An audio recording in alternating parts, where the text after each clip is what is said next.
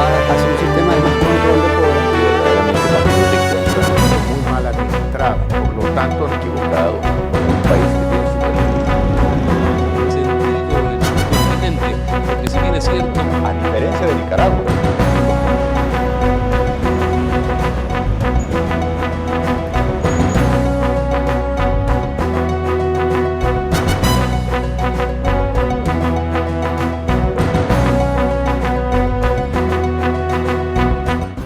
Un gusto volver a estar con ustedes en el espacio Fernando Aguayo América. Cordiales saludos a quienes nos ven a través de Gama Visión en el Ecuador, por Mega TV en la Florida y por One Plus TV en el Ecuador y en el mundo. Hoy tenemos como invitado al doctor Andrés Ortiz. Él es analista político. En estos momentos, en nada abona el que se siga hablando, por ejemplo, de la muerte cruzada, que se amenace con ello. Quisiéramos ver más bien un discurso conciliador, un discurso que una a los ecuatorianos, a los dirigentes de los partidos políticos, a todos los sectores. Queremos ver también a una opinión pública buscando convergencias. Nada va a ganar el país con una guerra llamada democrática. Eso no va a permitir que los ecuatorianos tengan trabajo, que los ciudadanos tengan más dinero en sus bolsillos. Hay que ver cómo se resuelven esos agudos problemas. Y tiene que ver con la primera pregunta: ¿cómo cambiar este escenario para lograr uno más lógico, más positivo, de diálogo? Muchas gracias, Fernando, por la invitación. Un gusto estar aquí. Siempre se necesita de una comunidad entre la Asamblea, entre el Legislativo y entre el Ejecutivo, el Presidente de la República. La Constitución de la República establece claramente la capacidad de colegislador que tiene el Presidente de la República. Es una Constitución muy presidencialista, donde le da mucho protagonismo. Y el Presidente, cuando mandó la primera vez la ley, hay criterios encontrados de que si podía el CAL rechazar o no el proyecto. En anteriores ocasiones ya lo había hecho el CAL y no había pasado lo que está pasando ahora. El presidente Lasso veo que ha sido sensible al reclamo de la Asamblea de que por favor divida el proyecto de ley. Lo ha hecho, ya lo ha dicho públicamente su ministra de Gobierno, y él también lo ha sido muy claro en que va a mandar primero el proyecto económico urgente, que es el tema tributario, segundo la parte laboral y tercero la parte de emprendimiento, creación y generación. Esperemos que la Asamblea Nacional tome la posta y haga su trabajo. Los ecuatorianos no podemos ser burlados. Cuidado, en la Asamblea no logran actuar como corresponde, con la seriedad, con el respeto a su función, y de pronto empiezan a rechazar absolutamente todo. Ahí sí tendrían razón los que decían que de pronto lo que quieren es ganar tiempo hasta ver cómo se le complica al señor Guillermo Lasso como presidente del Ecuador, y a lo mejor se plantea una destitución por otros temas como este que tiene que ver con Pandora Papers. ¿No tendría sentido alguno que esto acontezca en la Asamblea? Sí, es preocupante el hecho que esté trabajando ahorita una comisión que no es la que en mi criterio jurídico y constitucional debería estar analizando el tema de los Pandora Papers. Para eso hay una comisión de fiscalización en la Asamblea. Se ha creado una comisión ad hoc, que la verdad es la primera vez, por lo menos en mi experiencia, que la comisión de fiscalización no entra a fiscalizar, que justamente es una de las dos funciones que tienen los asambleístas, que es legislar y fiscalizar, y para eso hay una comisión de fiscalización. Pero claramente, acordémonos que si el proyecto que llega, que va a ser económico urgente, la Asamblea sí o sí tiene 30 días para atender indistintamente de cualquier otra consideración, porque si no lo hace en 30 días, entra en vigencia por el Ministerio de la Ley. Entonces, esa capacidad que le da al Presidente de la República la Constitución de emanar un proyecto económico con el carácter urgente, comporta la obligación de la Asamblea Nacional de atenderlo dentro de los 30 días, porque la consecuencia de no hacerlo es que entre en vigencia por el Ministerio de la Ley, y queremos, y todos queremos, que esto sea un gran debate nacional y que se coadyuve a las intenciones del presidente con ese aporte que puede hacer la Asamblea a través de sus asambleístas. Doctor Ortiz, cuando hablamos de limar asperezas, resulta que aparecen otros que pueden ser detonantes, factores también de conflicto. Por ejemplo, el sector de los trabajadores ha hablado de presentar un código del trabajo, otro más. ¿Qué va a suceder si después, cuando el gobierno envíe ese nuevo código laboral, también los trabajadores ponen uno a discusión en la Asamblea? ¿Cuál es el que lo van a tratar? ¿Qué va a suceder? Ahí no va a haber posibilidad, si es que el presidente hace lo que ha anunciado, que sí lo va a mandar con el carácter de urgencia económica. El tema laboral. El tema laboral significa que si bien Pachacuti, que el Frente Unitario de Trabajadores, pueden presentar iniciativas ciudadanas o pueden presentar un proyecto para reformar integralmente el Código Laboral o hacer un nuevo Código del Trabajo, necesariamente, primero, para tramitar un proyecto de carácter ordinario toma mucho más que 30 días. Por lo tanto, el momento que tendría estas fuerzas políticas o estas fuerzas externas a la Asamblea Nacional, como el Frente Unitario de Trabajadores, es trabajar en el proyecto de ley del presidente de la República. No hay otra opción. Para que no sea otro factor de conflicto, si se llega a esa situación, ¿no sería mejor que en estos momentos se dialogue en profundidad estos sectores proponentes como el de los trabajadores de una nueva ley que tiene que ver con lo laboral, dialogue con el gobierno y más bien ajusten el proyecto y sea ese el que se trate? Es un buen momento porque como van a estar la Asamblea dedicada al tema tributario, eso ya es un tema de la Asamblea y el Ejecutivo ciertamente sí pudiera invitar a otras fuerzas políticas que necesariamente no tienen que ser asambleístas, sino representantes de la izquierda democrática, de Pachacuti, incluso de instituciones como el Frente Unitario, pero lo que pasa es que las posiciones son diametralmente opuestas. Tú puedes invitar al diálogo, tú sí estás en capacidad de abrir un espacio para que las personas se acerquen y dar su opinión respecto del proyecto, pero claro, si la posición está en la antípoda, no va a haber una síntesis, va a ser muy difícil encontrar, porque por ejemplo aquí el presidente de la República insiste que hayan dos códigos, el viejo y el nuevo, y eso por ejemplo no se quiere solo un solo código laboral que rija igual para todos, y el presidente considera que este nuevo proyecto de ley es necesario para que las personas que no tienen empleo puedan acceder más fácilmente. Entonces, esos puntos de quiebre va a ser difícil encontrar acuerdos. Quizás en muchos otros temas sí puedan llegar y sería interesantísimo que puedan dialogar, pero quizá en otros nunca se van a poner de acuerdo, como en efecto pasó cuando hubo la reunión con los indígenas, en donde me parece que hubo 9 acuerdos y 4 o 5 puntos en los que fue imposible llegar a un acuerdo. Pero ya es bastante ponerse de acuerdo en 9 temas, o sea que en el fondo yo sí creo viable que se invite a estas fuerzas políticas a dialogar. Es el momento porque tienes 30 días, un poco más, para mejorar tu proyecto en materia laboral. Yo lo comparto. He realizado preguntas constructivas y ha habido reflexiones también en ese mismo nivel y en esa línea, en este caso de un jurista. Vamos a lo otro, sin ser pesimistas, sino frente a la realidad política. Hay una confrontación entre el oficialismo y la oposición. El presidente de la República volvió en esa concentración a favor del señor Guillermo Lasso, presidente del Ecuador, volvió a hablar de los golpistas, de ese triunvirato de golpistas. ¿Cuánto abona a buscar precisamente lo que queremos, que dentro de un marco de armonía se busque la solución de los problemas del país? A ver, hay una serie que fue muy famosa, ¿no? que salió en HBO que se llamó Juego de Tronos, ¿no? Esta es una especie de Juego de Tronos, ¿no? Y aquí el ponerse más bravo yo creo que yo creo que no le abona al país, ¿no? De al lado y lado se amenazan con la muerte cruzada. Entonces ya no se sabe a quién creerle, ¿no? Porque el uno está buscando esto de los Pandora Papers y dice que en principio esto puede causar una conmoción y pueden buscar una destitución, y el presidente de la República dice yo puedo también destituirlos a ustedes y yo me quedo 5 meses gobernando con decretos, leyes de emergencia.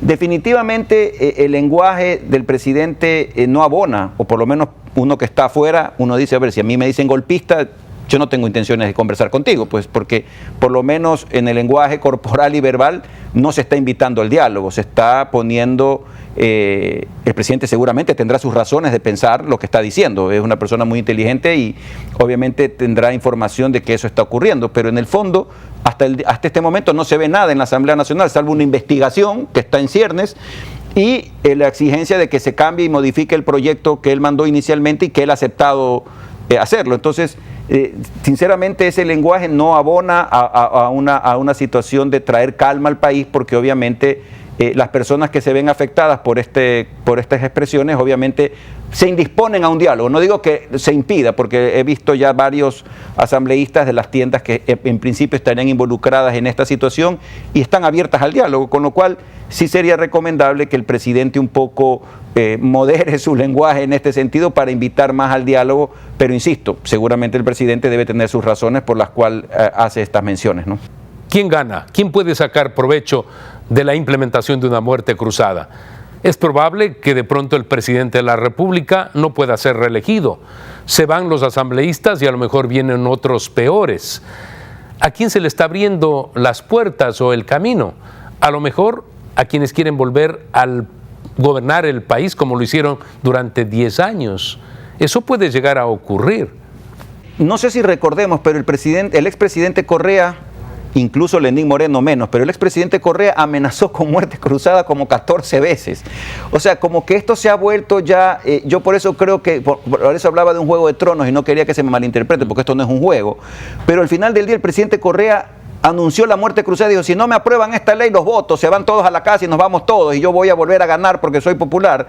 Y al final terminaba negociando con la Asamblea y conseguía lo que se buscaba. Yo creo que más o menos es lo que está haciendo ahora el presidente Lasso. Yo dudo mucho que los señores asambleístas quieran aplicar el artículo 130 porque ellos se van a su casa y se quedan sin papa. Entonces, yo sinceramente creo que es mucho dimes y diretes, pero que en el fondo lo que el presidente está buscando es que la Asamblea haga su trabajo, que haga para lo cual los ecuatorianos los hemos elegido, que es que legislen en favor de todos los ecuatorianos, y esperemos que así sea. Yo creo que eso es lo que, en mi criterio, y lo que yo desearía es que salga un producto de la Asamblea Nacional que no sea un mamotreto jurídico, porque también si yo te mando algo y me devuelves un puñete, definitivamente no estamos salvando la situación, porque claramente si yo mando un proyecto que obviamente es perfectible como todo proyecto de ley, pero me devuelves algo que es completamente incompatible con lo que el presidente de la República está buscando, posiblemente el presidente obviamente va a vetar la parte que corresponda y vamos a seguir en este tema en donde no vamos a encontrar una solución, que es lo que los ecuatorianos demandamos y exigimos. Se tiene que imponer la coherencia y la lógica. Estamos hablando de discutir proyectos de ley. Hay personas que de pronto no conocen del derecho, otras sí, pero para eso están los asesores. Le quiero agradecer a usted por haber participado en Fernando Aguayo América el día de hoy. Amigos, tenemos que hacer una pausa comercial.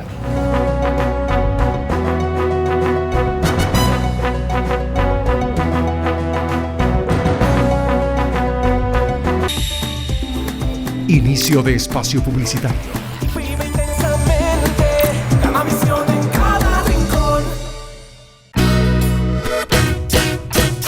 Guayaquil es la puerta de entrada a Ecuador y a las Islas Galápagos. Una ciudad que brilla, llena de arte, música y entretenimiento. Aquí la aventura se expresa en todas sus formas, desde paseos por el río y sus malecones hasta conciertos al aire libre y vista panorámica de la ciudad desde La Perla. Y en la noche la diversión no se detiene, con diversas actividades para todos. Porque en Guayaquil una experiencia vale más que 1000 imágenes. Aquí Samborondón llega lejos porque todos pedaleamos. Samborondón viaja en bici va Samborondón. Todos los domingos en Samborondón, desde las 6:30 de la mañana hasta las 12 del día, abrimos el ciclo paseo para que puedas salir con familia o amigos a recorrer nuestro bello cantón, para que hagas deporte, compartas y disfrutes de una gran mañana. Aquí Samborondón llega lejos porque todos pedaleamos. Samborondón viaja en bici va Samborondón. Samborondón en bici, una iniciativa de la Alcaldía de Samborondón. Juan José Yunes, alcalde.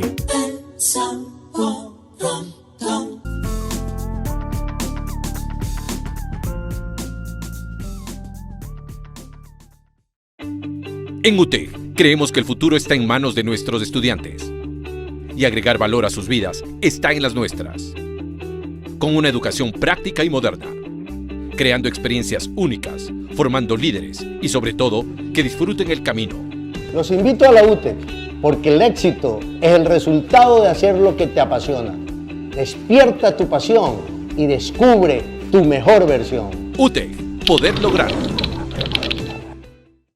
La nueva ciudad se construye con obras. Estamos realizando el mantenimiento vial con pavimento de hormigón asfáltico en el sector centro y parroquias como Roca, Pedro Carbo, Urdaneta, entre otras.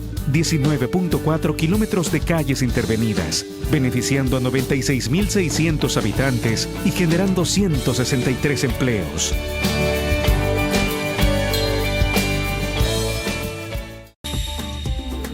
Fin de espacio publicitario. Vive intensamente, Gamavisión en cada rincón.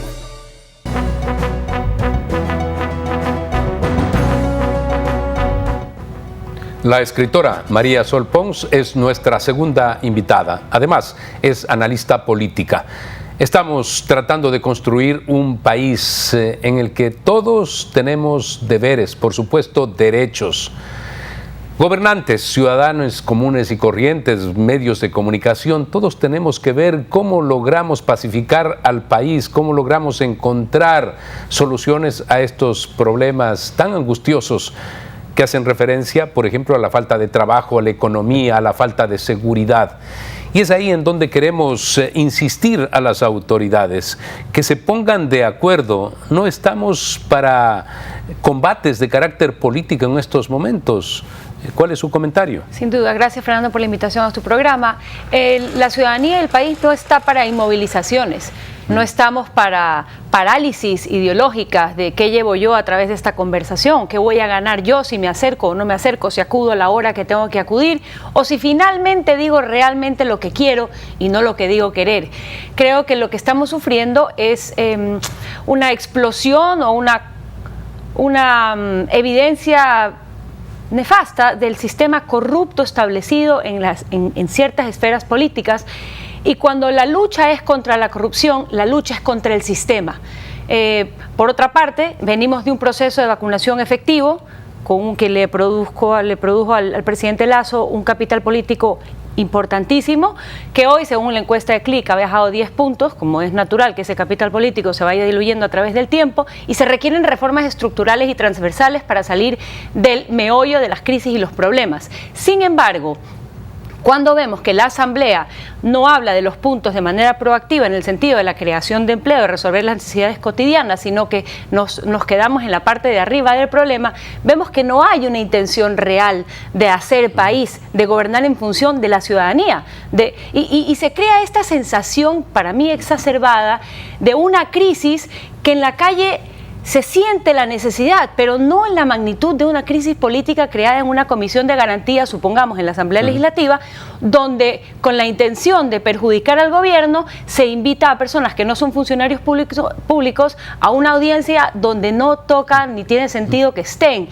Ahí es donde yo evidencio, como ciudadana que soy, que se manipula el discurso político con tal de lograr prebendas y manejar los intereses. El hecho de que involucren a la familia definitivamente no tiene sentido. Sin duda, y adicional a eso, el tema de los Pandora Papers y su involucramiento en haber tenido en el pasado offshores o no. En el 2000, en el momento de su candidatura, se impugnó ese tema ante el CNE y el CNE lo desestimó por las razones que hayan sido. No es un misterio que hayan personas que puedan tener inversiones en el extranjero y eso no es un problema. Los problemas que tiene el Ecuador son de otra índole. Tenemos que hablar de crecimiento, de inversión, de dar soluciones al IES, de solucionar el problema de pensiones de jubilación, de solventar el déficit de medicinas que hay en el sistema sanitario nacional. La nación requiere soluciones muchísimo más importantes que si a Pachacutic o al otro, o al del PCC, o al de Creo, o al del BAN, le parece o no le parece. Es decir, es el momento de que cada uno de quienes ocupan una función pública se ponga el zapato del ciudadano y piense y hable acorde a esos intereses y no a otros intereses. Se subordinan temas sumamente sustanciales, fundamentales, por otros que son de coyuntura y que tienen que ver más con la política y con la confrontación. Y eso es lo que se tiene que evitar. Pero en los actuales momentos, ¿cree usted que va a resolver, por ejemplo, una muerte cruzada esto que estamos criticando?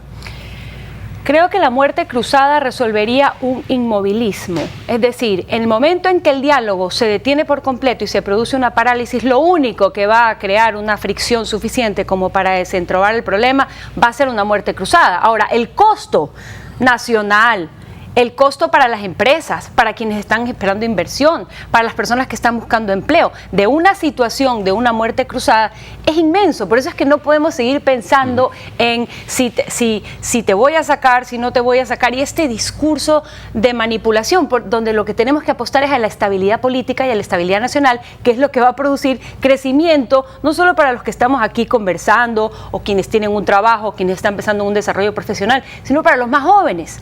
Es decir, la visión de país tiene que crecer, nuestra visión a futuro, cómo nos proyectamos hacia el más adelante, tiene que salir del enredo legislativo en el que se detiene justamente cualquier visión de futuro. Vamos a hacer un corte comercial. Inmediatamente retornamos para continuar analizando temas incluso de carácter internacional, pero que tocan a nuestro país, el Ecuador.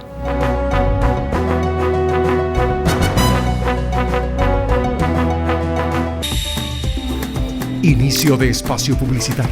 Vive intensamente, Gamavisión en cada rincón. Guayaquil es la puerta de entrada a Ecuador y a las Islas Galápagos. Una ciudad que brilla, llena de arte, música y entretenimiento. Aquí la aventura se expresa en todas sus formas, desde paseos por el río y sus malecones hasta conciertos al aire libre y vista panorámica de la ciudad desde la perla. Y en la noche la diversión no se detiene, con diversas actividades para todos. Porque en Guayaquil una experiencia vale más que 1000 imágenes. La reactivación en San Borondón es un hecho. Ahora con la ordenanza de estímulos tributarios para las actividades productivas en San Borondón, llegarán nuevas inversiones y esto generará fuentes de empleo. Por eso si eres emprendedor, dueño de un negocio, constructor inmobiliario o eres parte del sector de turismo, ingresa a la página web sanborondon.gov.es y conoce los beneficios que te brinda la alcaldía. La reactivación no se detiene y la llevamos adelante todos juntos. Juan José Yunes, alcalde.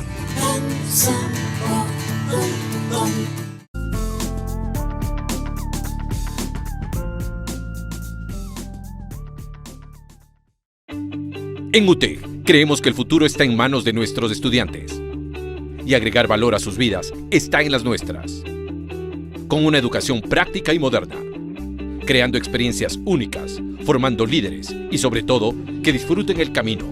Los invito a la UTEC porque el éxito es el resultado de hacer lo que te apasiona. Despierta tu pasión y descubre tu mejor versión. UTEC, poder lograrlo.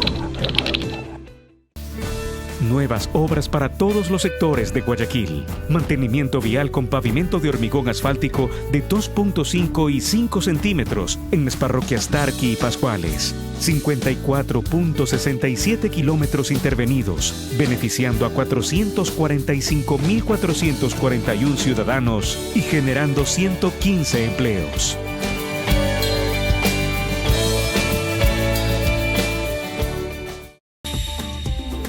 Fin de espacio publicitario. Vive intensamente, Gamavisión en cada rincón.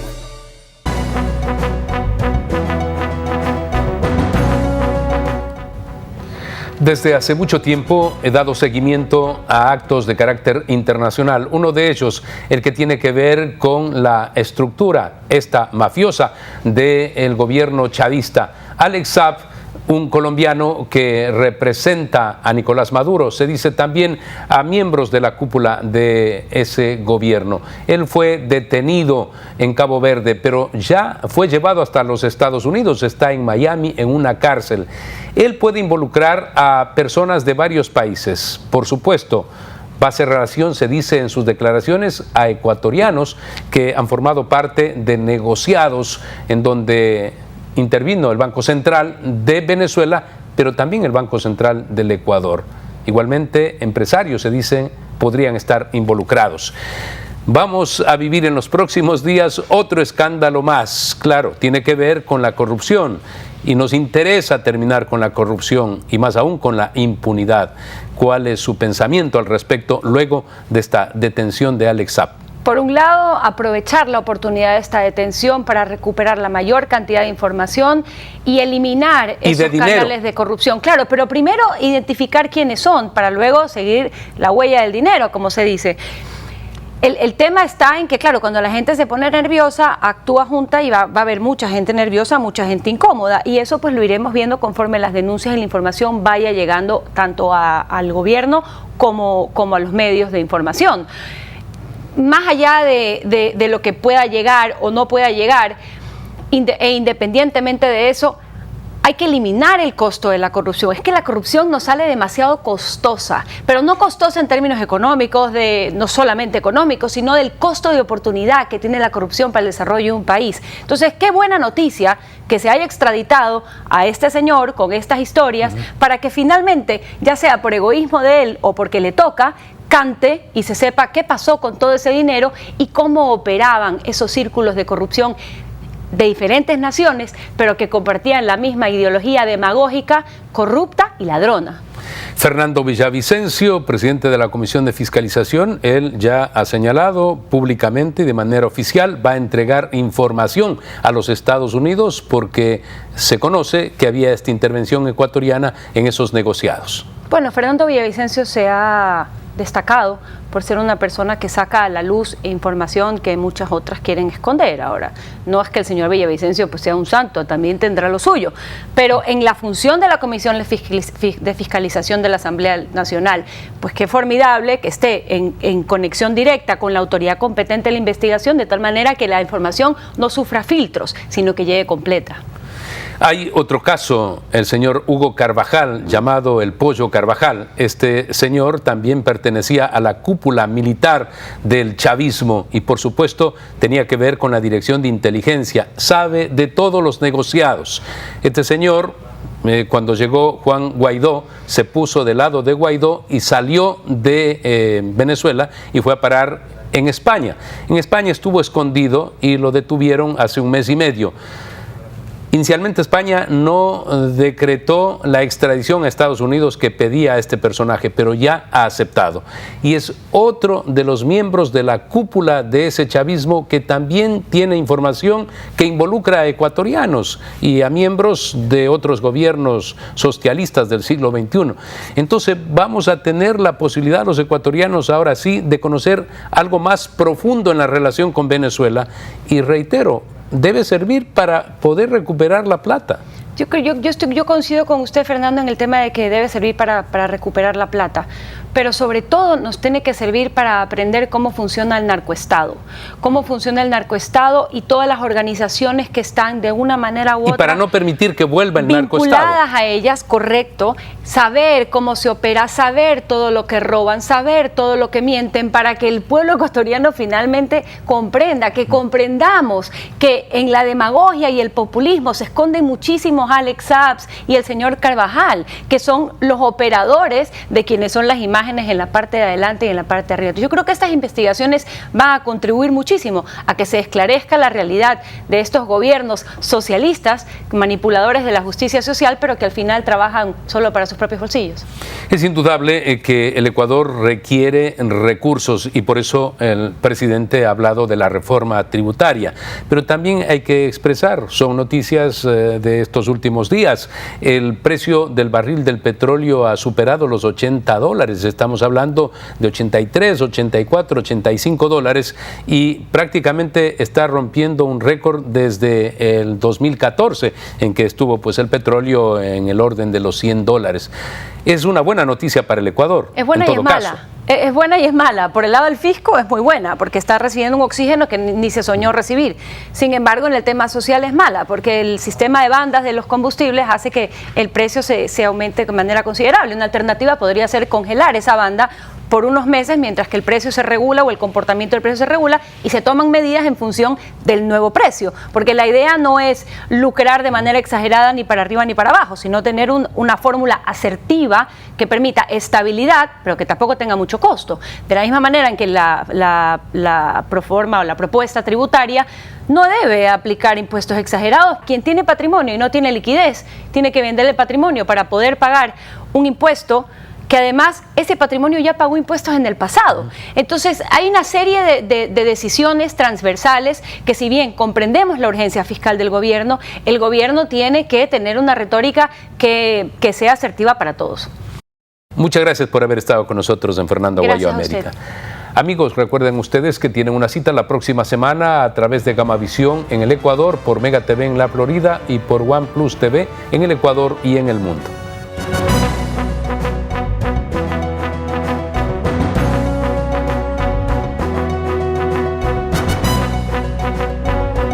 Va hacia un sistema de más control de poder. Que verdaderamente cuando uno se encuentra muy mal administrado, por lo tanto equivocado, un país que tiene sentido en su continente, porque si bien es cierto, a diferencia de Nicaragua,